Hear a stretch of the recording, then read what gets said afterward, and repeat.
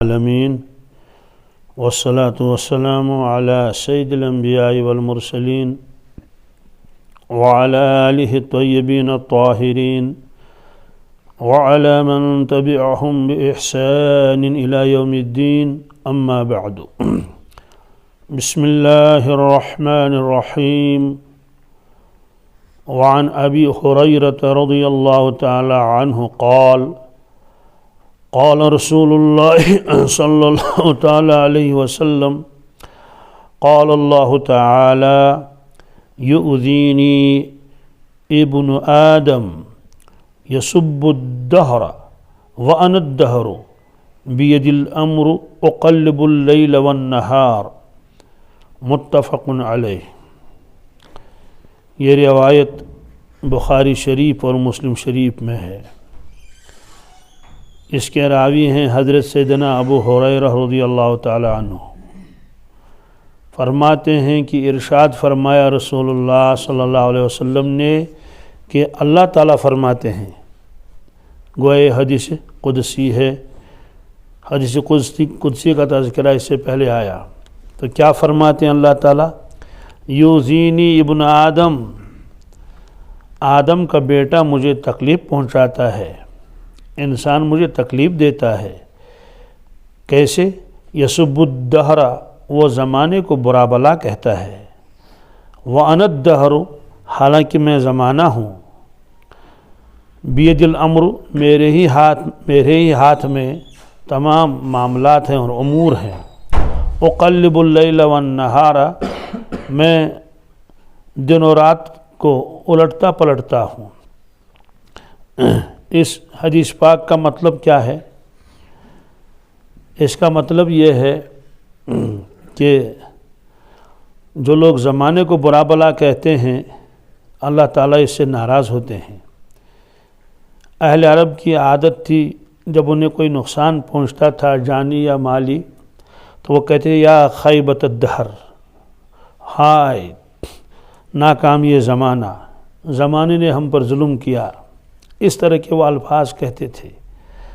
اور یہ مضمون قرآن پاک میں بھی ہے، سورہ جاسیہ میں یہ مضمون ہے کہ اہل عرب کہتے تھے، کیا کہتے تھے؟ وَقَالُوا مَا هِيَ إِلَّا حَيَاتُنَا الدُّنْيَا نَمُوتُ وَنَحْيَا وَمَا يُهْلِكُنَا إِلَّا الدَّهْرُ وَمَا لَهُمْ بِذَلِكَ مِنْ عِلْمٍ إِنْ هُمْ إِلَّا يَظُنُّونَ۔ اس کا مطلب یہ ہے کہ وہ لوگ کہتے تھے کچھ بھی نہیں ہے، بس یہی دنیا کا جینا ہے اور مرنا ہے۔ نموت و نحیا، یہ مطلب تو یہ ہے کہ اس کے پیچھے کوئی طاقت نہیں ہے، بس زمانہ ہی انسانوں کو جنم دیتا ہے، زمانہ ہی انسانوں کو ختم کر دیتا ہے۔ جیسے بارش برستی ہے، سبزہ اگ جاتا ہے، چند مہینے کے بعد وہ سبزہ ختم ہو جاتا ہے اور وہ گھاس وغیرہ سب جو ہے پیلی پڑ جاتی ہے، اس کا وجود ختم ہو جاتا ہے۔ تو وہ کہتے ہیں ایسے ہی انسان آتے خود ہیں، جاتے خود ہیں، مرتے ہیں۔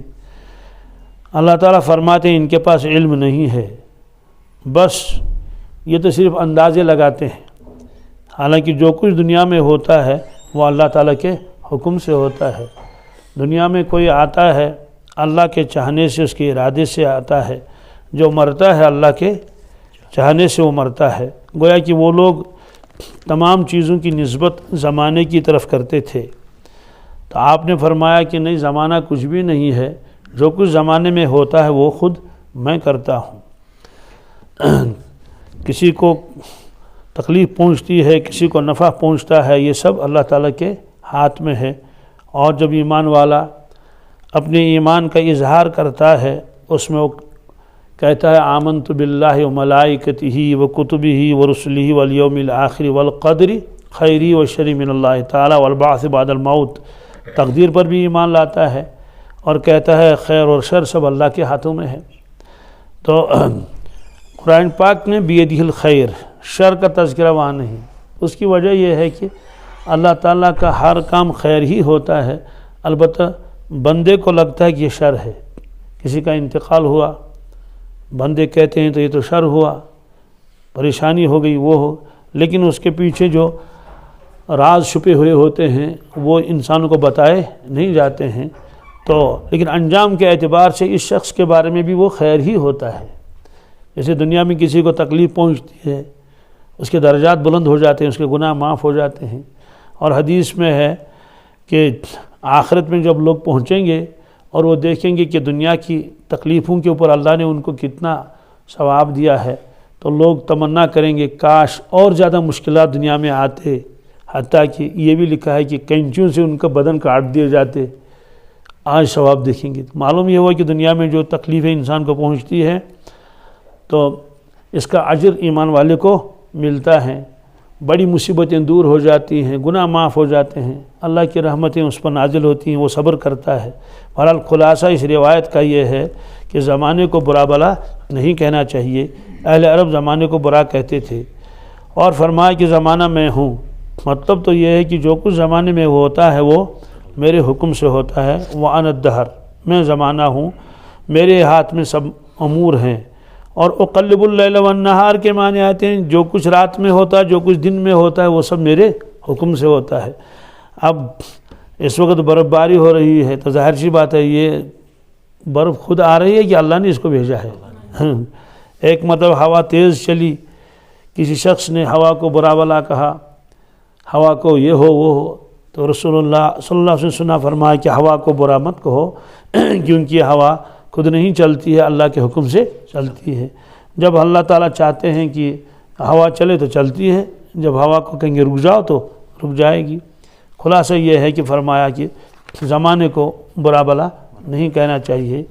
اب اس میں دوسرا لفظ آیا کہ یوزینی، کہ بنی آدم مجھے تکلیف پہنچاتا ہے، حالانکہ تکلیف تو انسان کو پہنچتی ہے، اللہ تعالیٰ کو کیا تکلیف پہنچے؟ تو اس کو فرمایا کہ اس کا مطلب تو یہ ہے کہ اللہ تعالیٰ کوئی جسمانی تکلیف تو ہے نہیں، اس کو کوئی جسم ہو اللہ تعالیٰ ایسا، مراد یہ ہے کہ اللہ تعالیٰ ناراض ہو جاتے ہیں، ان کو اس سے خوشی نہیں ہوتی ہے ان الفاظ سے۔ اور اللہ تعالیٰ نے قرآن پاک میں بھی اپنی طرف نسبت کی ہے ایذا کی۔ سورہ احزاب میں اللہ تبارک تعالیٰ نے فرمایا ان الذین یؤذون اللہ ورسولہ لعنہم اللہ فی الدنیا والآخرہ وأعد لهم عذابا مہینا۔ اس کا مطلب یہ ہے بے شک وہ لوگ جنہوں نے تکلیف پہنچائی اللہ تعالیٰ کو، ستاتے ہیں اللہ کو، اللہ کے رسول صلی اللہ علیہ وسلم کو، ان پر لعنت ہے دنیا میں بھی اور آخرت میں بھی، اور اللہ تعالیٰ نے ان کے لیے عذاب مہین، رسوا کن، ذلت والا عذاب تیار کر رکھا ہے۔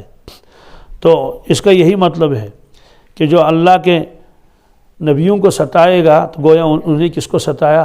اللہ تعالیٰ کو ستایا، اور بالخصوص جو رسول اللہ صلی اللہ علیہ وسلم کو تکلیف پہنچائے گویا کہ اس نے اللہ تعالیٰ کو تکلیف پہنچائی۔ اسی طرح سے اللہ کے نیک بندوں کے بارے میں بھی ہے من عادی لی ولیا فقد آذنتہ بالحرب، جو میرے دوست کو ستائے گا اس کے ساتھ میں اعلان جنگ کرتا ہوں، گویا میرے دوست کو ستانا مجھ کو ستانا ہے۔ تو بہرحال اللہ تعالیٰ کو تکلیف پہنچانے کا مطلب کیا ہے؟ اللہ تعالیٰ سے ناراض ہو جاتے ہیں۔ بہرحال اس میں فرمایا کہ بنی آدم مجھ کو تکلیف پہنچاتا ہے کہ وہ زمانے کو برا بلا کہتا ہے، تو زمانے کو برا بلا نہیں کہنا چاہیے، یہ ہے اس روایت کا خلاصہ۔ اور اسی طرح سے بعض مرتبہ حکام کو اور بادشاہوں کو برا بلا کہا جاتا ہے۔ ایک حدیث میں ہے، وہ بھی حدیث قدسی ہے، اس میں اللہ تعالیٰ فرماتے ہیں لوگوں تم بادشاہوں کو بد دعائیں مت دے دو۔ کیوں؟ فرمایا کہ جب تم اعمال خراب کرتے ہو تو میں بادشاہوں کو تم پر مسلط کر دیتا ہوں، اور اگر تم نے اعمال درست کر لیے میں بادشاہوں کو تمہارے حق میں رحم دل بناؤں گا اور وہ تمہارے پر شفقت اور مہربانی کریں گے۔ اور حضرت حسن بصری رحمۃ اللہ تعالیٰ علیہ سے منقول ہے، وہ فرماتے تھے اعمالکم عمالکم، لوگوں تمہارے اعمال ہی تمہارے حاکم ہیں، یعنی تمہارے اعمال اگر اچھے ہیں تو تمہارے حکام جو ہوں گے، حکام وہ بھی کیا ہوں گے؟ اچھے ہوں گے، نیک ہوں گے، صالح ہوں گے، تمہارے اوپر تمہیں ستائیں گے نہیں، تمہیں تکلیفوں میں مبتلا نہیں کریں گے۔ اور اگر تمہارے اعمال ہی خراب ہیں تو یاد رکھو کہ تمہارے حکام بھی اچھے نہیں ہوں گے، وہ تم کو طرح طرح سے ستائیں گے، تکلیفیں پہنچائیں گے۔ تو خلاصہ اس کا بھی یہی ہے کہ اس حدیث قدسی کا اللہ تعالیٰ فرماتے ہیں جب تم دیکھو گے بادشاہ تم پر ظلم کرتا ہے تم اللہ سے معافی مانگو کہ اصل تو تمہارے گناہوں کی وجہ سے ایسا ہو رہا ہے۔ ایک بزرگ کے بارے میں کتاب میں لکھا ہے جب اس کے گھر والے اسے نافرمانی کرتے تھے، اس کی بیوی اور اس کے بچے، تو وہ ان پر ناراض نہیں ہوتا تھا، آ کے اللہ سے معافی مانگنا شروع کرتا تھا کہ اللہ مجھ سے کوتاہی ہوئی ہے معاملات میں یا اور چیزوں میں، مجھ سے کوتاہی مجھے معاف کر دے، تو اللہ تعالیٰ کے ساتھ معاملہ صاف کر لیتا تھا۔ گھر جو آتا تھا تو بیوی بھی اس سے معافی مانگتی تھی، بچے بھی معافی مانگتے تھے، بچے کہتے ابو ہم سے غلطی ہو گئی ہے، آج کے بعد ہم آپ کی کبھی نافرمانی نہیں کریں گے، آپ ہم کو معاف کر دیں۔ تو جو بندہ اللہ تعالیٰ کے ساتھ جو معاملہ کرتا ہے اللہ تعالیٰ لوگوں کے ساتھ بھی ویسا ہی اس کے ساتھ معاملہ کرواتے ہیں۔ اور خلاصہ یہی اس کا کہ فرمایا کہ جو لوگ زمانے کو برا بلا کہتے ہیں، گالیاں دیتے ہیں، اس سے اللہ تعالیٰ ناراض ہوتے ہیں، یہی ہے اللہ تعالیٰ کو تکلیف پہنچانا، ورنہ اللہ تبارک تعالیٰ کو تکلیف کیسے پہنچے گی؟ بندہ کیسے اللہ کو تکلیف پہنچا سکتا ہے؟ تکلیف تو پہنچتی ہے جب کوئی آدمی متاثر ہوتا ہے کسی کے عمل سے، اللہ تعالیٰ تو کسی سے متاثر ہونے والے نہیں ہیں۔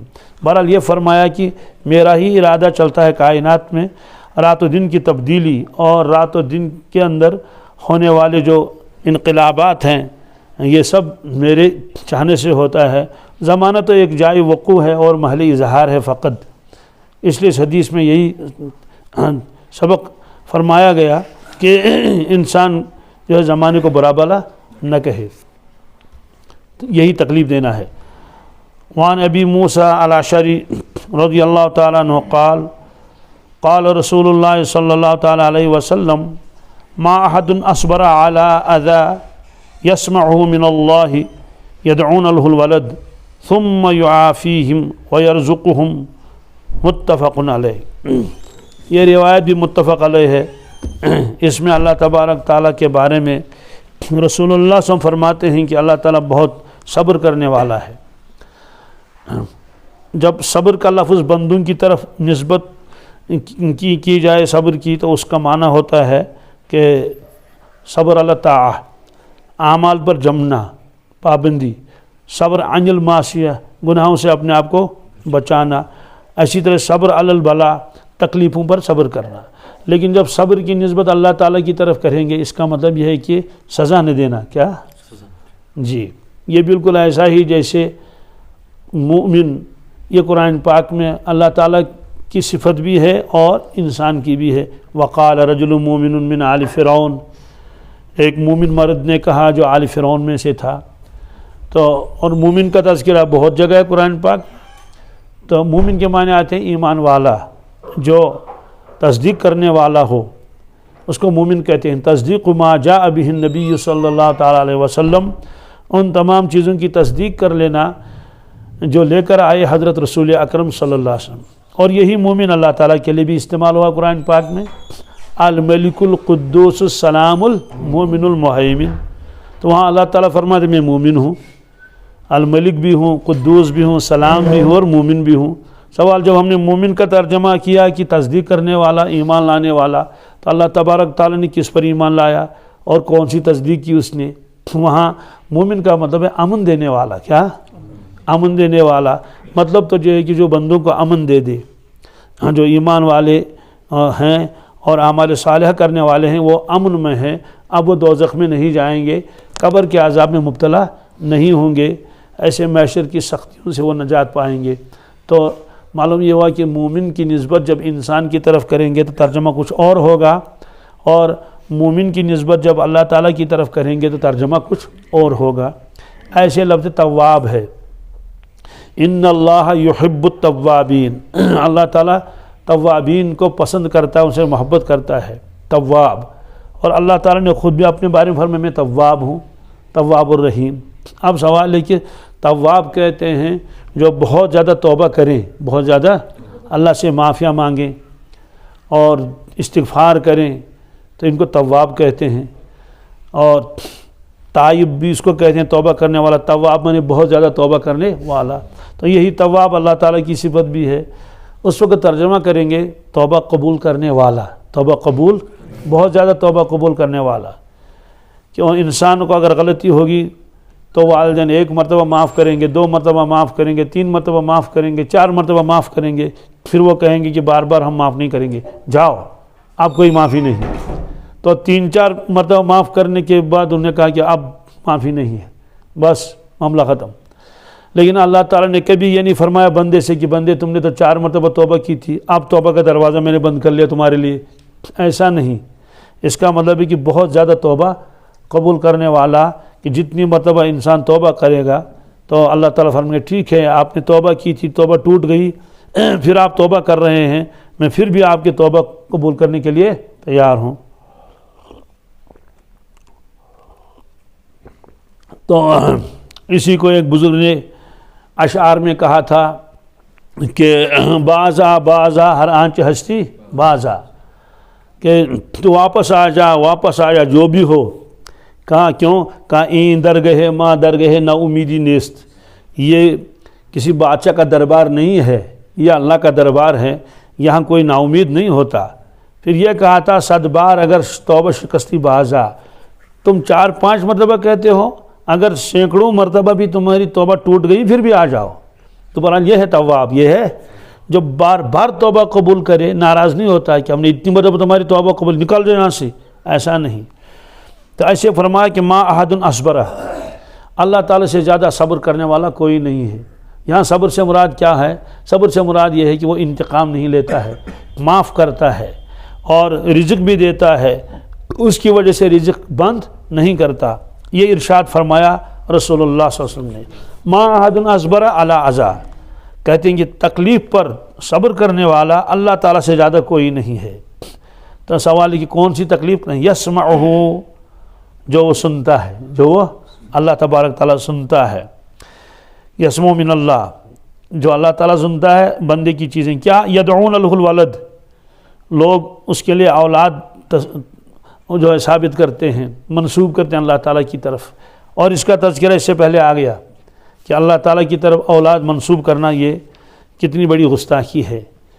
اور اللہ تعالیٰ نے یہ بھی فرمایا کہ ایسی بات لوگوں نے کہی تکاد السماوات یتفطرن منہ وتنشق الارض وتخر الجبال حدا، کہ ان کی بات اتنی خطرناک ہے کہ قریب تھا کہ آسمان بھی پھٹ جائے یہ سن کر، اور زمین بھی شق ہو جائے، اور پہاڑ بھی اپنی جگہ سے ہٹ جائیں اور وہ گر جائیں، ایسی۔ کیوں؟ اللہ تعالیٰ نے فرمایا کہ وما ينبغي للرحمن ان يتخذ ولدا، اللہ تعالیٰ کے لیے مناسب نہیں ہے کہ وہ کسی کو بیٹا بنائے۔ ان کل من فی السماوات والارض الا آتی الرحمن عبدا، آسمان و زمین میں جو کچھ بھی مخلوق ہے وہ اللہ کے بندے ہیں، کوئی کتنا ہی مقرب ہو اللہ تعالیٰ کا بیٹا نہیں بن سکتا۔ اور قرآن پاک نے ایک جگہ خود فرمایا وقالت الیہود عزیر ابن اللہ وقالت النصارى المسیح ابن اللہ، یہود نے کہا کہ عزیر علیہ السلام اللہ کے بیٹے ہیں، نصارہ نے کہا عیسیٰ علیہ السلام اللہ کے بیٹے ہیں، اور مشرکین مکہ کہتے تھے کہ فرشتے اللہ کی بیٹیاں ہیں۔ تو یہ فرمایا کہ اللہ تبارک تعالیٰ بہت صبر کر لیتے ہیں، فوراً وہ سزا نہیں دیتے ہیں بلکہ معاف بھی کرتے ہیں۔ فرمایا کیوں؟ یدعون له الولد، وہ اللہ تبارک تعالیٰ کے لیے تجویز کرتے ہیں بیٹا۔ فرمایا ثم یعافیہم، پھر بھی اللہ ان کو عافیت دیتا ہے، اور ویرزقہم، رزق بھی دیتا ہے۔ مطلب تو ہے کہ اللہ بہت صبر کرتا ہے، انسان اتنا صبر نہیں کرے گا۔ اگر کوئی کسی کو الزام دے گا تو فوراً جو ہے اس پر کیا کر لے گا؟ کارروائی کرے گا اس کے خلاف، اور جب یہ بہتان بھی ہو۔ تو ایک صحابی تھے حضرت مصطح رضی اللہ تعالیٰ عنہ، حضرت ابوبکر صدیق ان پر بہت خرچ کرتے تھے کیونکہ رشتہ دار بھی تھے۔ تو کسی موقع پر حضرت ابوبکر صدیق ناراض ہو گئے ان سے، تو پھر آپ نے قسم کھائی کہ اب آج کے بعد میں اس پر کوئی خرچ نہیں کروں گا۔ پھر آیت نازل ہوئی کہ کیا جو تم میں سے جن کو اللہ نے نوازا ہے ان کو اس بات پر قسم نہیں کھانی چاہیے کہ وہ اپنے رشتہ داروں پر خرچ نہ کریں، بلکہ وہ خرچ کریں اپنے رشتہ داروں کے اوپر۔ کیا وہ نہیں چاہتے ہیں کہ اللہ ان کی مغفرت کرے؟ حضرت ابوبکر صدیق نے فرمایا تو میں تو یہ چاہتا ہوں کہ میری مغفرت ہو، اس لیے پھر حسب سابق اس کے اوپر خرچ کرنے لگی۔ مطلب تو یہ ہے کہ انسان تو ایسا کرتا ہے، انتقام لیتا ہے، اگر کسی کے اوپر کوئی احسان کرتا ہے تو فوراً اس احسان کو بند کرتا ہے، کہتے ہیں یہ تو احسان فراموش ہے، یہ تو احسان فراموش ہے۔ تو اللہ تعالیٰ فرماتے ہیں کہ میں ان کو عافیت بخشتا ہوں، رزق دے دیتا ہوں، ان پر پکڑ نہیں کرتا ہوں۔ اسی لیے اللہ تبارک تعالیٰ کی ایک صفت حلیم بھی ہے اور صبور بھی ہے۔ کیا صفت ہے ان کی؟ یا صبور یا صبور یا صادق یا ستار، ہم صبح صبح پڑھتے ہیں اوراد فتحیہ میں۔ تو صبور کسے کہتے ہیں؟ صبور کے معنی آتے ہیں بہت زیادہ صبر کرنے والا، بہت زیادہ صبر کرنے والا۔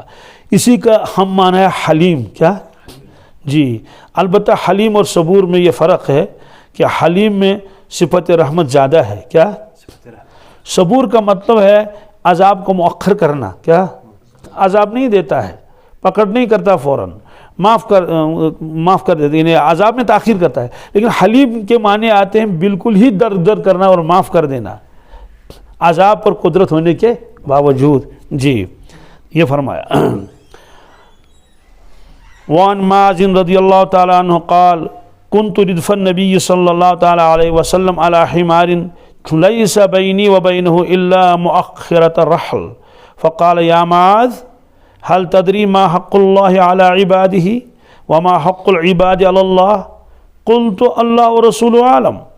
قال فإن حق الله على العباد أن يعبدوه ولا يشركوا به شيئا وحق العباد على الله ألا يعذب من لا يشرك به شيئا۔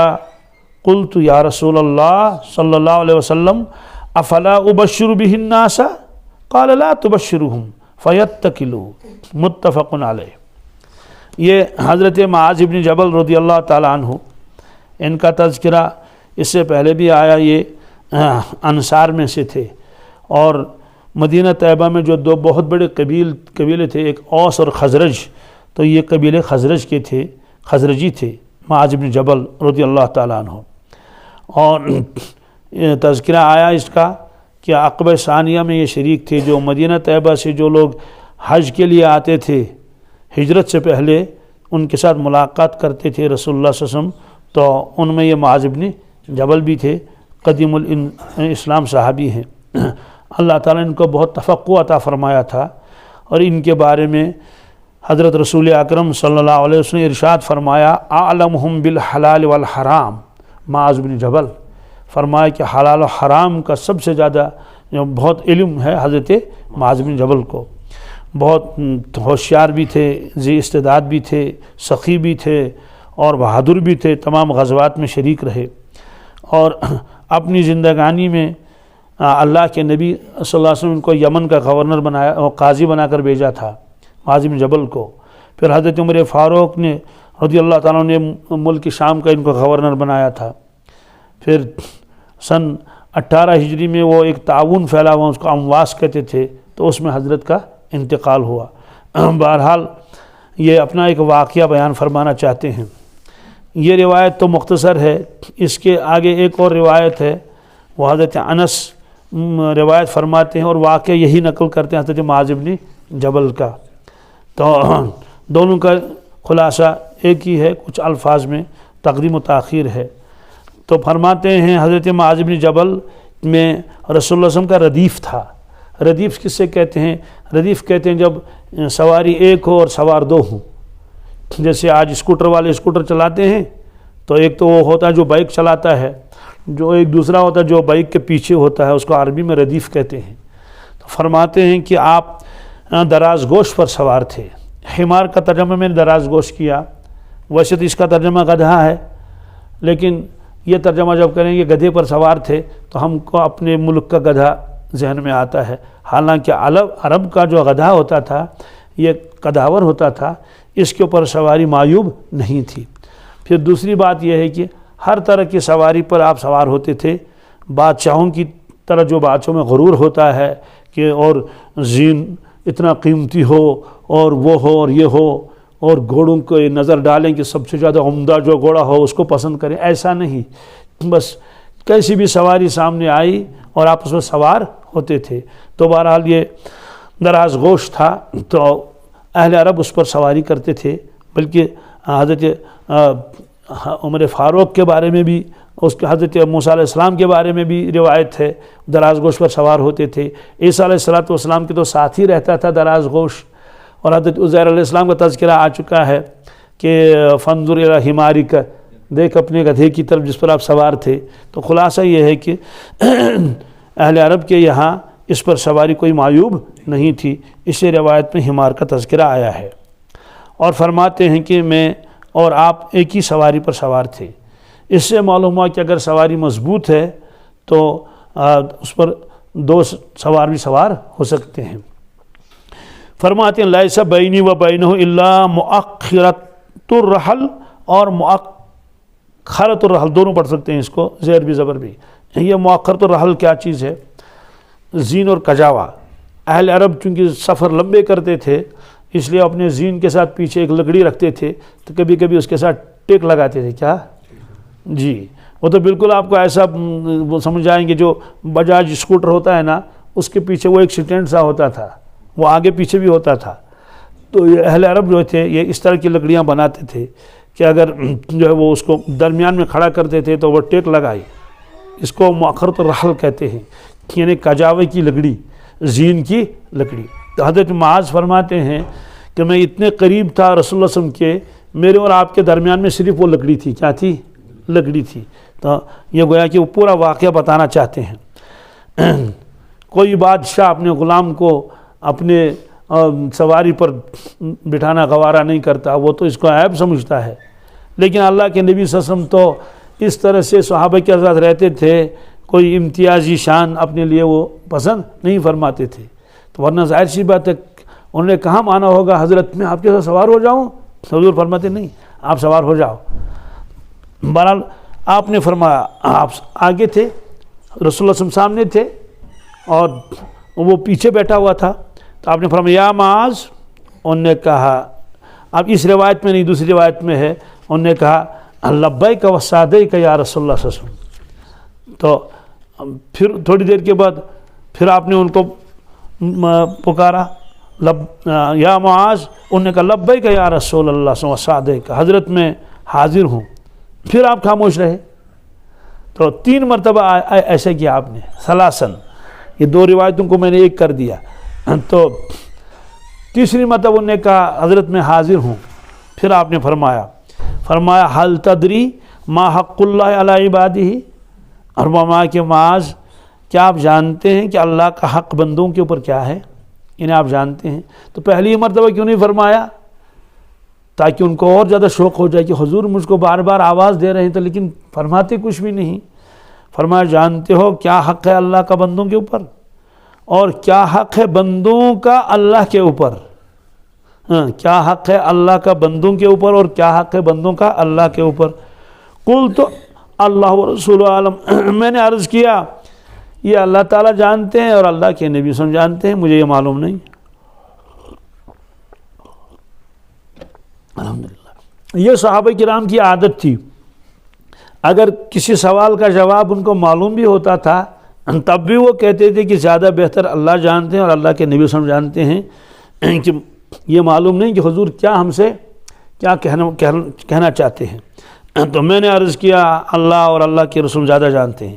قال، آپ نے فرمایا فإن حق اللہ علی العباد، اللہ کا حق بندوں کے اوپر ہے، ان یعبدوہ، کہ وہ اس کی عبادت کریں، اس کی بندگی کریں، اس کی بندگی میں کوئی کوتاہی نہ کریں، ولا یشرکوا بہ شیئا، اور اللہ تعالیٰ کے ساتھ کسی چیز کو شریک نہ ٹھہرائیں۔ ظاہر سی بات ہے پہلے وہ ماحول دیکھنا چاہیے نا، جہاں شرک ہی سب سے زیادہ کمال سمجھا جاتا تھا، تو ایسے حالات میں آپ نے فرمایا کہ اس کی عبادت کریں اور اللہ تعالیٰ کے ساتھ کسی چیز کو شریک نہ ٹھہرائیں، اس کی ذات و صفات میں اور اس کی عبادت میں۔ وحق العباد علی اللہ، اور اللہ کا حق العباد، بندوں کا حق اللہ پر کیا ہے؟ اللہ یعذب، کہ وہ اللہ تعالیٰ عذاب نہ کرے، من لا یشرک بہ شیئا، جو اللہ تعالیٰ کے ساتھ کسی قسم کا شرک نہیں کرتا، شریک نہیں ٹھہراتا ہے۔ گویا کہ بندوں کا حق اللہ پر، اللہ کا حق بندوں پر، تو اللہ کا حق بندوں پر ہے، اس کی عبادت کریں، اس کے ساتھ کسی کو شریک نہ ٹھہرائیں۔ اب بندوں کا حق اللہ کے اوپر کیا ہوا؟ تو فرمایا کہ اللہ تعالیٰ ان کو عذاب نہ کرے. عذاب ایسے شخص کو جو اللہ کے ساتھ شریک نہ ٹھہراتا ہو، شرک نہ کرتا ہو. اب دونوں چیزوں کا تذکرہ آیا، صرف یہاں زبان سے ہی کہنا مراد نہیں ہے کہ میں شرک نہیں کرتا ہوں، بلکہ عبادت کا تذکرہ تو پہلے آیا، ان یعبدوہ. بہرحال تو یہ بشارت ہے. تو یہ بشارت جب سن لی حضرت معاذ بن جبل نے رضی اللہ تعالیٰ عنہ، انہوں نے عرض کیا یا رسول اللہ صلی اللہ علیہ وسلم افلا ابشر بہ الناس، کہ حضرت میں یہ بشارت سناؤں لوگوں کو، میں یہ بشارت سناؤں لوگوں کو کہ جو اللہ کے ساتھ شریک نہ ٹھہرائے تو اس کے لیے جو ہے جنت ہے. فرمایا لا تبشرہم، فرمایا کہ نہ ابھی مت سناؤ. ابھی کیوں؟ فیتکلوا، چونکہ نو مسلم بھی بہت ہوتے تھے نا، تو ممکن ہے کوئی شخص یہ سمجھے کہ بھائی اب تو مجھے کچھ کرنا نہیں ہے، میں نے تو کلمہ پڑھ لیا بس کافی ہے. آپ نے فرمایا ابھی نہیں، یعنی مت بشارت مت دے دو ان کو. کیوں؟ جب تک عقیدہ پورا راسخ نہ ہو جائے، جو نئے نئے مسلمان ہیں اور وہ سمجھیں گے اس حدیث کا مطلب کیا ہے. تو شارحین نے لکھا ہے اصل میں اس حدیث کا مطلب تو یہ ہے، یہ آگے ایک روایت اور بھی آئے گی، اسی کا ٹکڑا ہے وہ، کہ جو آدمی گواہی دے دے، کیا ما من احد یشہد ان لا الہ الا اللہ وان محمد رسول اللہ صدقا من قلبہ، جو صدق دل سے گواہی دے دے اس چیز کی اللہ کے سوا کوئی معبود نہیں ہے اور حضرت محمد صلی اللہ علیہ وسلم اللہ کے رسول ہیں، فرمایا الا حرمہ اللہ علی النار، اللہ تبارک تعالیٰ اس کو دوزخ کی آگ کے اوپر حرام کر دیں گے، یہ آدمی اب وہاں نہیں جائے گا. تو انہوں نے کہا افلا اخبر بہ الناس فیستبشروا، حضرت مجھے اجازت ہے میں لوگوں کو بتا دوں اور وہ بشارت سن لے. فرمایا اذن یتکلوا، فرمایا کہ تب تو وہ اسی پر بھروسہ کریں گے، آگے کچھ نہ کریں گے. مطلب تو یہ ہے کہ ابھی کہنے کا موقع نہیں ہے. ایک روایت آگے آئے گی، لمبی روایت حضرت ابو ہریرہ کی، کہ وہ باغ میں تلاش کرنے گئے تھے رسول اللہ صلی اللہ علیہ وسلم کو، وہاں دیکھا کہ حضور پاس میں ایک جگہ تشریف فرما ہے، پھر آپ نے اپنا نالج مبارک بطوری نشانی کے ساتھ دے دی، اس کی تفصیل وہاں آئے گی. خلاصہ یہ ہے کہ آپ نے فرمایا کہ لوگوں کو مت بتا دو، کہ ان کو عمل کرنے دو، ان کا عمل. سوال یہ ہے کہ جب آپ نے فرمایا کہ لوگوں کو مت بتا دو، ہم کو کیسے پتہ چلا ہے نا مسئلہ؟ جب حضور نے فرمایا کہ لوگوں کو مت بتاؤ تو یہ واقعہ کیسے پتہ چلا؟ اس کا جواب لکھا ہے، فرمایا فَأَخْبَرَ بِهَا مُعَاذٌ عِنْدَ مَوْتِهِ تَأَثُّمًا، فرمایا حضرت معاذ بن جبل نے اس روایت کو بیان کیا اپنے وفات کے وقت. کس کے وقت؟ تو ایک تو یہ ہے کہ اب لوگوں کو معلوم ہوا ہے کہ اعمال کے بغیر کوئی چارہ نہیں ہے، صرف کلمہ پڑھنا کافی نہیں. دوسرا یہ ہے کہ اس ڈر کی وجہ سے کہ ایک علم میرے پاس ہے، اگر میں نے اس کو چھپا دیا، اس کو نہیں بتا لوگوں تک، تو کہیں میں گناہ گار نہ ہو جاؤں، کہیں میں گناہ گار. تو آخر میں آپ نے اس روایت کو بیان کیا. تو محدثین لکھتے ہیں اصل میں اس میں کلمہ طیبہ کے اثرات کا تذکرہ ہے. کس کا؟ کلمہ طیبہ ایسا ہے کہ اس کی خاصیت یہ ہے کہ یہ اللہ تعالیٰ جو اس کی برکت سے دوزخ سے اس کو نجات دیتے ہیں. ایک روایت فضائل اعمال میں ہے، اس میں بہت سے لوگوں کو اشکال ہوتا ہے نا بہت سے لوگوں کو، تو اس لیے اشکال پوچھنا چاہیے. ایک شخص نے مجھے فون کیا، فون پر بتایا کہ حضرت عائشہ صدیقہ رضی اللہ تعالی عنہ نے رسول اللہ صلی اللہ علیہ وسلم سے عرض کیا، جب وہ بار بار تذکرہ کرتے تھے حضرت خدیجہ الکبریٰ رضی اللہ عنہ کا، تو انہوں نے کہا اللہ کے نبی صلی اللہ علیہ وسلم، اللہ تعالیٰ نے تو آپ کو ان کے بدلے میں دوسری ازواج عطا فرمائی، یعنی مطلب تو اپنی طرف اشارہ تھا. اب ان کا تذکرہ بار بار کرنے کی ضرورت کیا ہے؟ وہ بڑی عمر کی تھی یہ. تو اس کو اشکال ہو گیا تھا کہ حضرت عائشہ صدیقہ نے ایسے کیوں کہا. میں نے اس سے کہا یہ میاں بیوی کی بات ہے، کیا ہے نا، یہ کوئی عام بات نہیں ہے. کہ انہوں نے کہا کہ حضرت آپ بار بار تذکرہ کرتے ہیں ان کا، اللہ تعالیٰ نے تو آپ کو اور ازواج مطہرات عطا فرمائی، یہ ساری چیزیں. میں نے کہا یہ کمال ہے حضرت عائشہ صدیقہ کا، یہ کمال ہے ان کا کہ انہوں نے اس بات کو بھی چھپایا نہیں کہ حضور نے تعریفیں کی، میں نے اس کے جواب میں یہ کہا، تو ورنہ تو آپ خاموش رہتی. تو میں نے کہا یہ تو آپس میں میاں بیوی کی باتیں ہوتی ہیں پیار محبت میں. تو اگر کسی کی ایک اہلیہ کا انتقال ہوا ہو اور وہ بار بار اس کا تذکرہ کرتا ہو اس کی خوبیوں کو، تو دوسری بیوی تو ایسے محبت میں اور مذاق میں کہہ بھی سکتی ہے کہ آپ بار بار تذکرہ کرنے کہ کیا کیا ضرورت ہے، اللہ تعالیٰ نے اور آپ کو عطا کیا ہے، یہ ساری چیزیں میں نے تو انہوں نے کہا بالکل میرا ذہن بالکل صاف ہو گیا کہ واقعی ایسا ہی ہے، واقعی میں نے کہا یہ پیار محبت کی باتیں ہیں، میں نے کہا یہ تو حضرت عائشہ صدیقہ کا کمال ہے کہ انہوں نے اس چیز کو بھی بیان فرمایا۔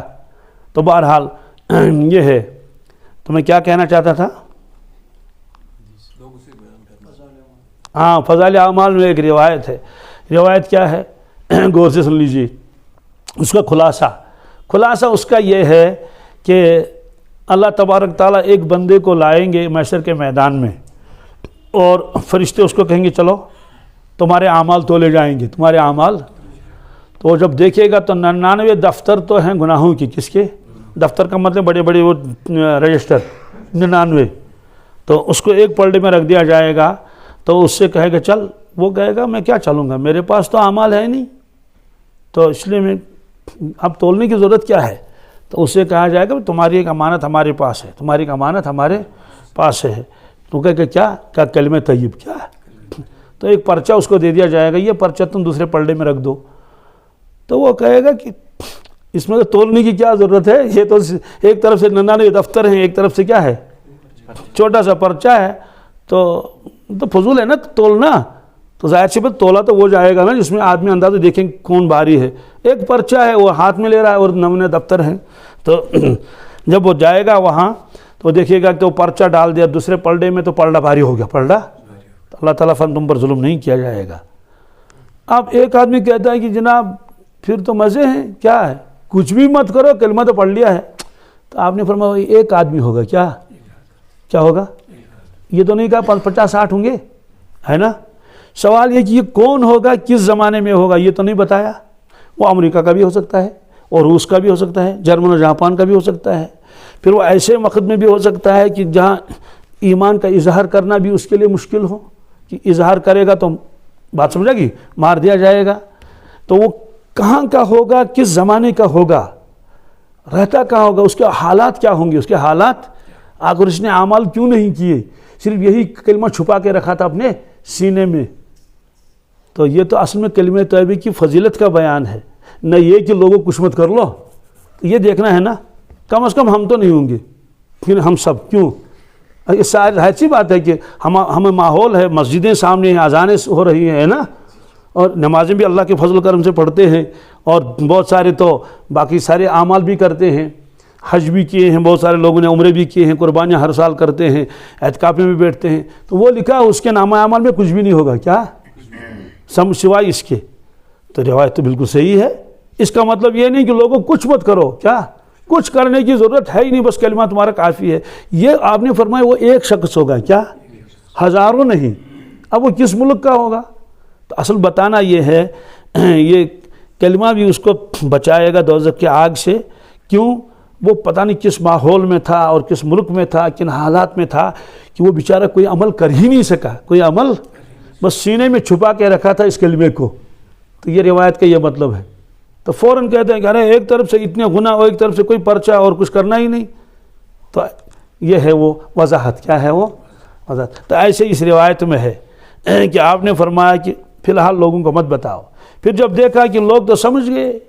کہ کلمہ طیبہ کیا چیز ہے اور اعمال کے بغیر کوئی چارہ نہیں ہے، پھر جگہ جگہ اللہ تعالیٰ نے فرمایا کہ الا الذین آمنوا وعملوا الصالحات، الا الذین آمنوا وعملوا، ہر جگہ اعمال صالحہ کا بھی تذکرہ جگہ جگہ کیا، تو لوگ پھر سمجھ گئے کہ اس روایت کا مطلب مفہوم کیا ہے۔ جی خلاصہ یہ ہے کہ پہلی دو روایتیں حدیث قدسی ہے، اور اس روایت میں بھی تذکرہ ہے ایمان کا، کس کا، جو صدق دل سے یہ بات کہے، اور اگر واقعی کوئی آدمی ایسا ہو صدق دل سے تو اسلام قبول کر چکا ہو، پھر اعمال اس کے خراب ہوں تو سزا بھگتے گا، جتنی سزا بھگتنی ہے اس کے بعد آخر میں تو چھوٹ جائے گا، تو کلمہ طیبہ کے اثرات ہیں۔ اللہم لک الحمد کلہ